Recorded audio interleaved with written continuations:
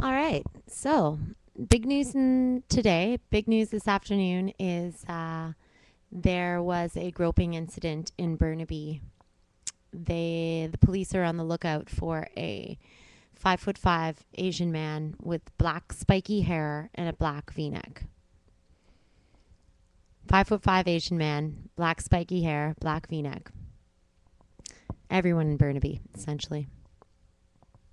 I rolled through the chapters today to pick up my copy of the Weekly New Yorker and walked by a section titled What Every Man Should Have, What Every Man Needs. And there were adventure books like The Ledge about an exciting mountain adventure, some copies of GQ and Maxim, UFC biography, and a coffee book. I thought, whoa, there's nothing in this section that my dad would want, need, or should have, nor my brother. So that makes me terrified to see the what women need section. What do you think they think we need? Some cupcake books, maybe, and a slew of how-tos, some bunny pantoufles, some bunny slippers, maybe. Rolled up to the magazine section and saw a whole bunch of People magazines with the Kim Kardashian wedding album. Am I the only one that doesn't want to pick that up and look at it? Apparently it's hugely popular and it's flying off the stands. It feels extremely staged to me.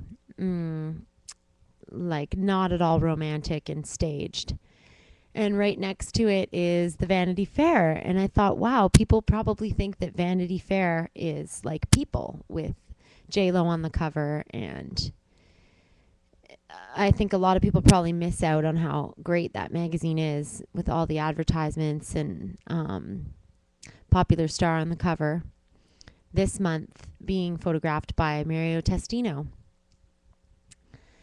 an insanely successful Peruvian man that I had the privilege to meet and hang out with a little bit when I was living in Peru. My friends are friends of his, and they said, "Oh, come through, Sarah, to the portraits exhibit. You have to meet him." So we roll up, and instead of the usual female models handing out the pamphlets for the night, it was a slew. There's the word again, slew. It was a slew of young male models all wearing This Is How Mario Rolls PSs with a entourage of really good looking men, and all these guys were wearing shirts that said que difícil debe ser no ser peruano, how difficult it must be to not be Peruvian. And then Mario comes up to the podium, and it's crazy. It's all the elite who's who of Lima, and Kate Moss had been there for a minute, and they had to just whisk her away because the paparazzi swooped down like vultures, and it was too much. They just can't handle that level of fame and celebrity in Peru. They're not used to it. So Mario rolls up to the podium and says, que difícil debe ser no ser peruano. How difficult it must be to not be Peruvian. And standing there thinking like, wow, I'm living here as a Canadian and not Peruvian and having a ball and just witnessing how difficult it actually is to be Peruvian, to have the opportunities that I have, and you know, the economic situation is not so great. And I thought that was a little bit of a crazy statement from somebody who lives in London, England, cruises on a yacht in Ibiza, and you know, rolls with all these celebrities, and is saying how difficult it must be to not be Peruvian. Well, for him it's golden, and it's great that he comes back and does all these wonderful things for Peru. And I'm in no way trying to smear him. He's obviously a rad dude. Just the contrast and the level of everything, it just seems very ironic to me. In other news, I see that Beyonce is pregnant. Jay-Z and Beyonce are going to have a child. Wow, this is going to be a wonder child. Does this make anyone else nervous? I sort of feel like it's kind of like Frodo in the ring. Don't put on the ring, Frodo. It wields too great a power. No man can actually put this ring on. Not that this baby is the ring of power. I just, wow, this is going to be an Egyptian pharaoh child, the second coming, people, and he is black. That's awesome. That's some crazy gene pool happening. Uh, Cameron Crowe is coming out with a documentary this month. Read a little bit about that in the Vanity Fair, and that's really exciting for anyone unfamiliar with Cameron Crowe.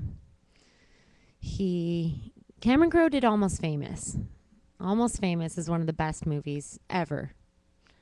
The soundtrack, the characters. If you haven't seen it, see it right away. If you've seen it and you're unsure, maybe go back again and study it. William Miller, the editor of Cream magazine, Russell from Stillwater. This is an incredible movie. And so the new one by Cameron Crowe is a documentary called Pearl Jam 20. Not a huge Pearl Jam fan. Was back in the day when I was 13, going to Lollapalooza. I'm still waiting in the lineup for Lollapalooza. That's how long that line was. And felt awesome to be going to that show. That was, I think it was like the first or second Lollapalooza. I went 2 years in a row and was a huge Pearl Jam fan at that time, but not really anymore. So they asked him, Cameron, what was the inspiration for this movie? And he responded, the whole idea of lightning strikes twice. I guess they had another lyricist, another vocalist before Eddie that was just this incredible man that died of an overdose, Andy Wood. And then Eddie sent in an audition tape and became, what we know today. And they asked him if in the final cut, when all the band watched the movie, if there was anything that, they weren't cool with or how they responded to it. And he said, well, there was a point when the band talks about the real backbone, what holds the whole band together. There was no oxygen in the room because they had all talked to Cameron about their take on it and never to each other. And then that all comes out in the film. So that's going to be great. I'd love to work one day with Cameron Crowe. And we're going to have my sister Katie in here on Friday. We're going to do a wonderful, funny, uplifting interview with her. That's going to be great. Today we're just getting warmed up. And our dad's rolling into town on Sunday. So next week we're going to do an epic interview with him as well. Just getting started. Katie would like me to do a freestyle still working on the P's on this thrift store microphone.